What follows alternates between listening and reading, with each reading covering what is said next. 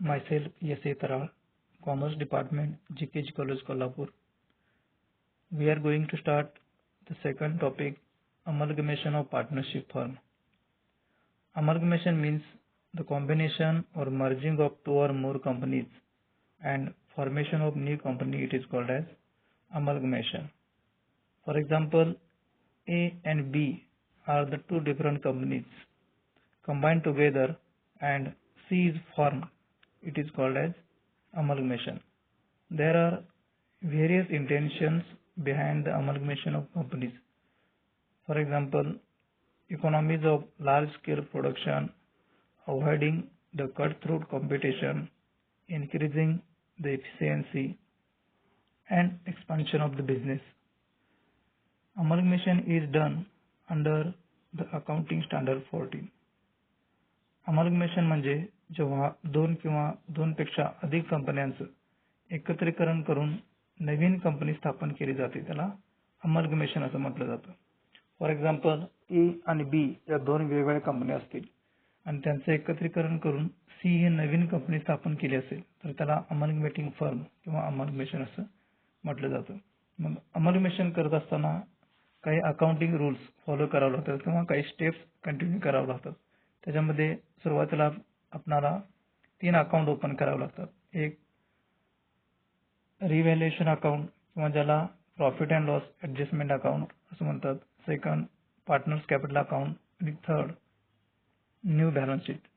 याच्यामध्ये पहिल्यांदा आपल्याला जर एखादी असेट वाढले असेल किंवा लायबिलिटी वाढली असेल तर त्यानुसार कोणती प्रोसिजर करावी लागेल यासाठी वेगवेगळे ॲडजस्टमेंट करावे लागतात. तर त्याच्यामध्ये वेगवेगळ्या ट्रीटमेंट अकाउंटिंग ट्रीटमेंट्स असतात ते आपण पुढील प्रमाणे सांगता येतील.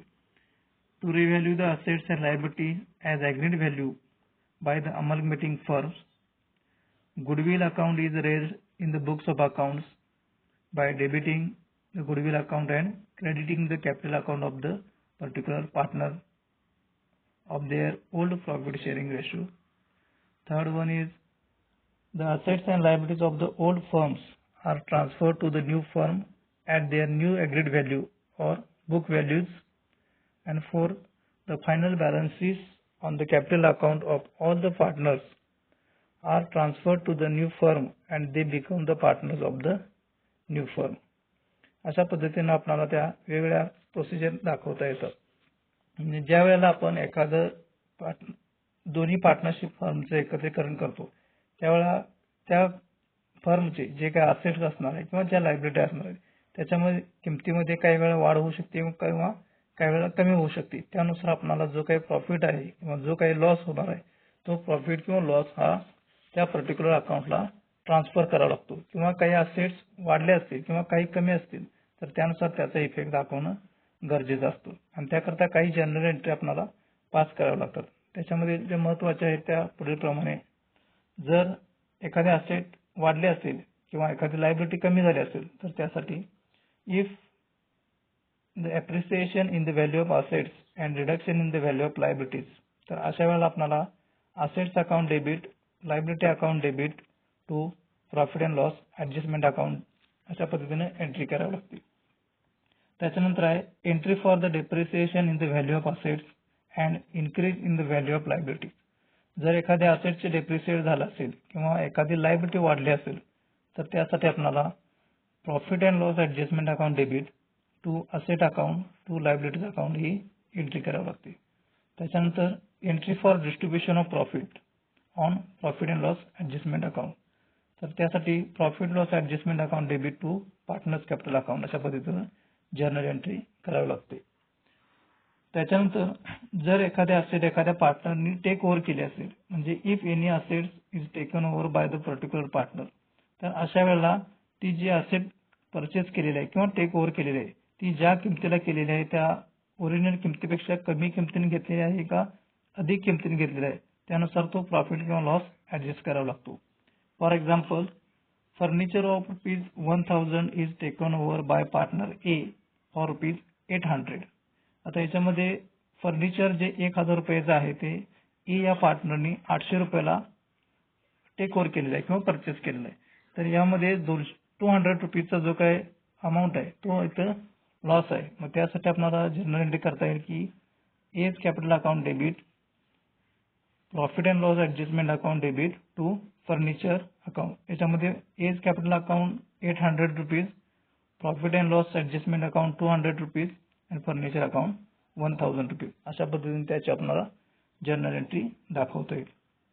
त्याच्यानंतर जर एखादी लायबिलिटी टेक ओव्हर केली असेल, for example if liability is taken over by a particular partner, तर अशा वेळी आपल्याला liability account debit to particular partners account credit अशा पद्धतीने त्याची जर्नल एंट्री दाखवता येते।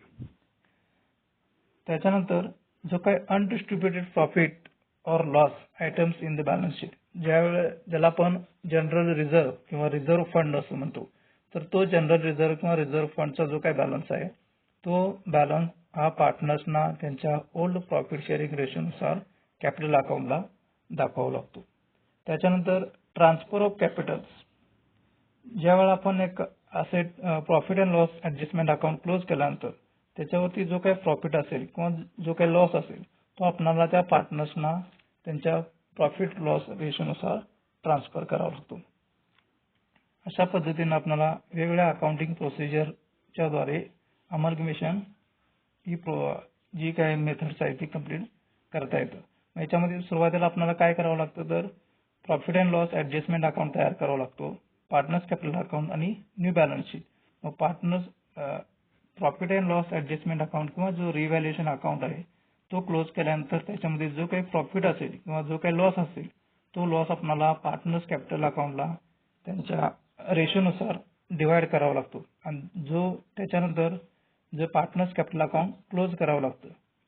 पार्टनर्स कॅपिटल अकाउंट क्लोज केल्यानंतर जो काही बॅलन्स राहणार आहे, ज्याला आपण बॅलन्सिंग फिगर किंवा रिमेनिंग बॅलन्स असं म्हणतो, तो बॅलन्स जो आहे तो कॅपिटल म्हणून आपल्याला नवीन कंपनीची जी काही फर्म आहे, न्यू फर्म आहे, त्या फर्मला कॅपिटल म्हणून घ्यावं लागतं। आणि अशा पद्धतीनं नवीन फर्ममध्ये ज्या काही असेट्स असतील जुन्या कंपन्यांच्या, त्याच्यामध्ये वाढ झाली असेल तर त्या वाढ झालेल्या किमतीनुसार आपण त्या असेट किंवा लायबिलिटी त्या बॅलन्स शीटला दाखवणं गरजेचं आहे आणि त्याच्यानंतर ते अकाउंट क्लोज केल्यानंतर आपल्या बॅलन्स शीट कंप्लीट होऊ शकते।